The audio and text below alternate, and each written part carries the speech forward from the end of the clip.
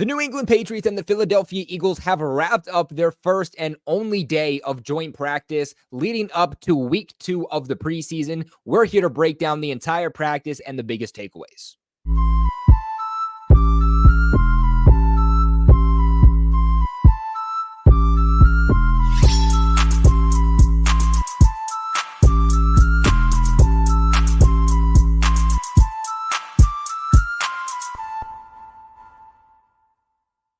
This video is brought to you by BetUS Sportsbook and Casino. What's going on, you guys? It's your boy Colby, also known as Patriots Global, back here with another video. As always, this video and this channel all football season long is going to be brought to you by BetUS. I'll talk to you guys a little bit later how you can get a limited time offer, 125% sign-up bonus on your first 3 deposits. But today we're going to talk about the New England Patriots, Philadelphia Eagles joint practice because it got a little bit crazy at one point, and there were definitely some ups and downs here for our New England Patriots. If you guys do want to support the channel, go that extra mile, go ahead at checking out some of the products below from Fanatics. Doesn't cost you guys anything more, anything less. It just kind of forces Fanatics to give me a portion of that money based off of commission when you guys do buy those products. But hopping right into this, let's get into the players that were absent for the Patriots or just not participating. Kendrick Bourne, really no surprise there, still on the PUP list, but he was there. He was present, of course, just not practicing. Hunter Henry, still not there. He went down with an injury a couple of practices ago. This is his second practice that he's now missed. Hopefully, this is just the Patriots being cautious with him because he is such a massive piece to the success of this offense in this upcoming season, and that this isn't anything too serious or that it's not a lingering injury. Now, Cole Strange, still out. Christian Barmore, still out. They haven't placed him on the PUP list, and they haven't placed him on the IR, so not too sure what's going on with that situation there, obviously with his blood clots, but since he was diagnosed with blood clots, this is the first time that we saw Christian Barmore. He was at practice. He just obviously wasn't actually participating and wasn't suited up, but Sione Takitaki still out, and Marte Mapu also still out at this point for the Patriots. Sione Takitaki will not have participated in any regular season game, or not regular season, but any offseason practices, any preseason games. So when does it get to a point where you kind of just cut your ties and say, why don't we go with a guy that's actually been practicing within this system? But guys that have returned: Jonathan Jones, Marcus Jones, and Shaun Wade. Shaun Wade looks like whatever he was dealing with wasn't anything too serious. Just got out of that red non-contact jersey, fighting for a roster spot. He's going to need to stay healthy for these final couple of weeks. And then obviously, also good to see Marcus Jones back into the mix. A few days ago, he got into a little bit of an injury scare. Doesn't sound like it was anything too serious. But he was out of practice for a few days. Good to see him finally return. Now, as for those guys that were limited, it was all those players that I just listed. Jonathan Jones, Marcus Jones, and Shaun Wade did return, but were all limited. As you can imagine, for this joint practice, it was fully padded, and there was a lot of contact. I mean, this was essentially just a kind of walk-through, slower version of an actual game, if you will. There was a quick shoving match between Patriots linebacker Juwan Bentley and the Philadelphia Eagles Jordan Mailata after a rep in 11-on-11s. They got separated very quickly, prevented any types of fights. This is why there's only 1 day of joint practice. For those asking, used to be 2, why is there only 1? If you remember, a couple of years ago, I want to say it was 2022, Patriots versus Panthers. Day 1, there was already fighting. There was a lot of animosity towards each other. Day 2, there was a lot more fights that broke out because of that animosity building and those issues building from day 1. Fights ended up going into the stands. There were lawsuits. It was an entire thing. That's why Gerard Mayo said we're only doing 1 day of joint practice so that those types of things do not occur. Now, that wasn't the only little scuffle that happened. There was another legit scuffle that broke out during practice later on after that Juwan Bentley situation. This time was another Patriots linebacker here, but this time was with Raekwon McMillan as he laid a big hit on a Philly player on a kickoff drill. The Eagles sideline didn't like it. Next play, someone went after Patriots Josh Uche, and then these teams just went at it with each other. There was no ejections, anything like that, but again, clearly that animosity between each other when, there's kind of a late hit or a hit that the other team doesn't like, and then it's just off to the races. But getting on to these quarterbacks here, 11-on-11s, not a great day for Jacoby Brissett. Jacoby Brissett was 12 for 24 today, so a 50% completion percentage with 2 interceptions, while Drake May was 6 for 12, also going 50%. 7-on-7s, Jacoby Brissett was 5 for 6, while Drake May was a perfect 6 for 6. When it's these 7-on-7s, these quarterbacks look better. When it's 11-on-11s, that's where it gets rough, and that comes down to the offensive line for the Patriots. Is it time to panic about this offensive line? Probably. It probably is. Look, the Patriots supposedly allowed what would have been 10 sacks. 10 sacks on the day from a team that they have not seen at all this offseason, an opposing team. Now, obviously, look, one of the best defenses in the NFL, one of the best fronts and pass rushes in the NFL from the Philadelphia Eagles, but 10 sacks, the Patriots will find no success. And like I've told you guys all offseason, however the Patriots O-line performs is how much success this team is going to have this upcoming season. If it performs better than we think, then maybe the Patriots are a dark horse potential playoff team, right? But if this O-line is like it was last year or even worse, then yeah, this is going to be a team that is equally as bad, if not worse, than it was last year. And so far, things just not looking good. Overall, Patriots quarterbacks today finished going 20 for 37 in their one-on-ones. Now, Drake May hit the rookie wide receiver Javon Baker on a beautiful over-the-shoulder throw in 7-on-7s. He also made a really nice adjustment to the ball, being Javon Baker, made a really good adjustment to the pass from Drake May there. Drake May had a really nice play in 11-on-11s also, where he scrambled to avoid pressure, kind of threw a sidearm throw to none other than Javon Baker. That one resulted in a touchdown. So, I mean, early on here in practice, Drake May already having to kind of scramble and use his legs in order to extend these plays. Now, both Jacoby Brissett and Drake May, they were struggling. They were struggling in these high-intensity drills towards the end of practice. They looked solid for the majority of the day. And you're going to hear some of these plays, and you're going to hear these statistics, and you're going to be like, wow, they just sucked. But no, they were solid. They weren't good. They weren't great, but they were solid for the majority of the day. As the day went on, again, the intensity kind of picked up. That's when they started to kind of fall. And again, the majority of that came from the offensive line. The O-line, from what was reported, wasn't even put nicely. It was a mess. It was a mess. Several sacks, sloppiness all around. Seriously, nothing good. Nothing good to take away from the offensive line today. And then, as you could tell, not a lot from Bailey Zappi or Joe Milton. Both of those guys got very, very minimal reps, it looks like, from this joint practice.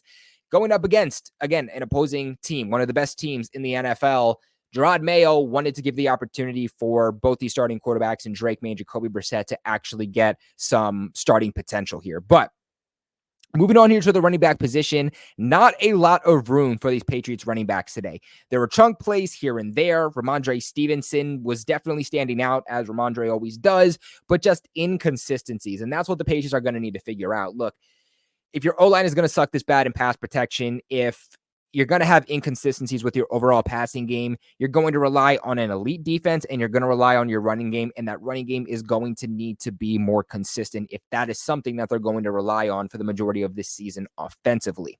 Moving on to these wide receivers, though, Jalen Polk had the top play of the day in one-on-ones, where he was able to beat Sean Stevens deep. Perfect ball from Drake May. Overall, Jalen Polk against, yeah, look, it's a young secondary for the most part for Philadelphia, but he was undefeated. Jalen Polk today going 3-0 on his one-on-one matchups. Demario Douglas today also had a nice win versus the rookie cornerback for the Eagles, Quinion Mitchell, during, again, those one-on-one matchups. KJ Osborne wasn't looking for the ball in what did end up being an interception for Jacoby Brissett. So, like I mentioned, 2 interceptions on the day for Jacoby. Sounds like one of those interceptions just wasn't on him. KJ Osborne just not focusing. Now, Javon Baker and David Wallace, the Patriots UDFA wide receiver who was their returner in the Week 1 preseason game against the Panthers and had some really good returns. Each of those guys were finding success today in 11-on-11s. Javon Baker did get called for a couple of offensive pass interference today. That's obviously going to be something to watch. Very physical wide receiver. Those types of things are tend to happen at some point. Jalen Reagor also made a nice grab today over Avonte Maddox in 11-on-11s.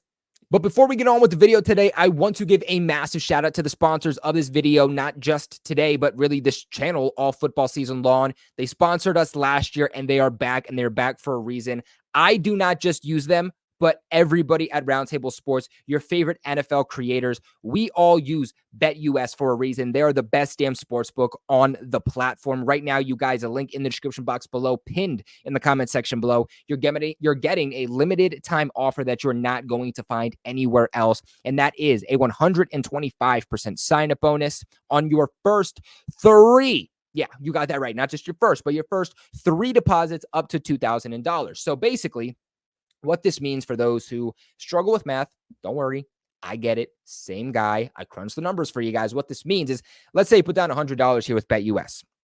That will turn into $225 for you to play with. It more than doubles your initial deposit. More money you put in, obviously, the more money you ultimately get out. They have also a 200% crypto deposit bonus, fastest payouts in the industry. They have fast and easy deposit and withdrawal process, 24/7 personalized service, 365 days a year, live wagering on all major games, best betting variety in the business. You guys can even get a 10% back on your net losses 2 times a year. Guys, BetUS doing things you're not going to find anywhere else.